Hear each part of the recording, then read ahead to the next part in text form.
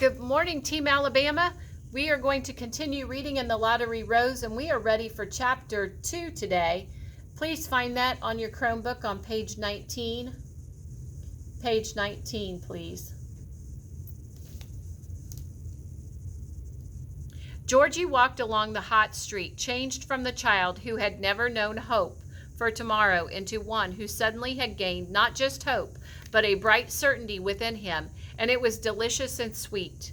Mrs. Simms's warning that he might not win anything had bypassed him completely. He had only heard the possibility of winning a prize if the numbers on his ticket matched certain others on Saturday morning. That was enough. He knew that he would win. He believed that he had actually won already, and that somewhere in that store there was a package that no one but Georgie Burgess could claim. The row of numbers on the cardboard ticket were magic.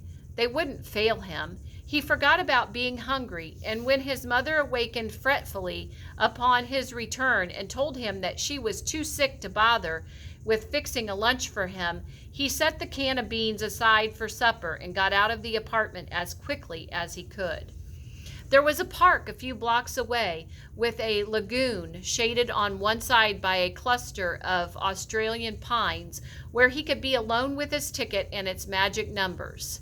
He wouldn't go back to school this afternoon. He would have a long dream while he sat hunched against one of the trees, a long afternoon of stillness during which he would repeat the line of numbers as he looked up into the scraps of sky showing through the trees. He lost himself after a while in the wonder of those numbers were going to create for him, repeating them over and over, making them into a little crooning song.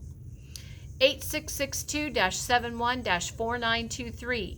He sang, never knowing that at school his record read retarded, and that retarded children were almost never able to remember a line of 10 numbers long enough to repeat them. Neither did it occur to him that the card with all of the numbers actually belonged to his mother, since it was her dollar that had been used to buy the beans. Such a detail would not have impressed him even if it had been pointed out. The card was his. The numbers were his friends, his alone, and the prize when he received it on Saturday morning would be his. He shivered at the prospect. Okay, you might want to add the word shivered. It means kind of shook with the prospect.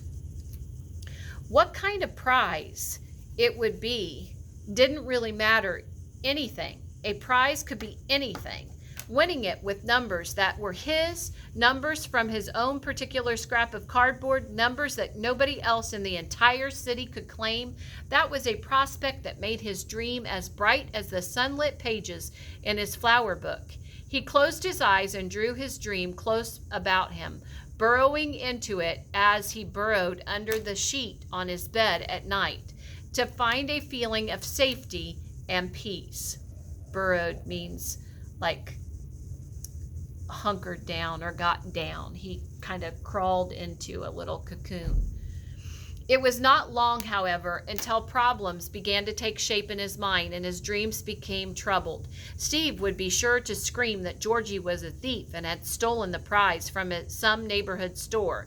Georgie felt a sharp pain growing inside him. Steve had once beaten him for taking a piece of bread without asking for it. Now a prize, something sure to be beautiful and costly, would touch off a rage in Steve that could well be worse than anything Georgie had yet known.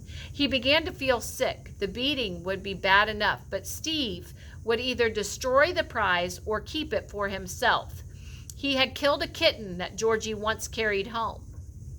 Okay, so let's add a fact about Steve. What's one word that you could use to describe Steve? And I want you to write that as a fact. He had kept for himself a box of colored pencils after he had beaten Georgie for stealing them at the dime store.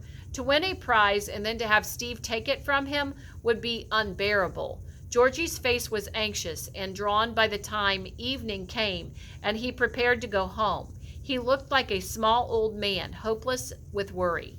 He felt his worries dimming, however, in the days that followed. Steve stayed away from the apartment for the rest of the week.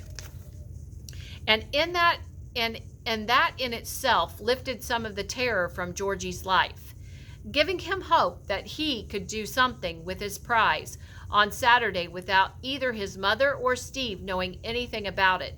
He slept in his porch bedroom, bolting the door each night, although he knew that no bolt could keep Steve outside if he chose to come in. Okay, we're going to stop there on page 22 for right now. Have a great rest of your day.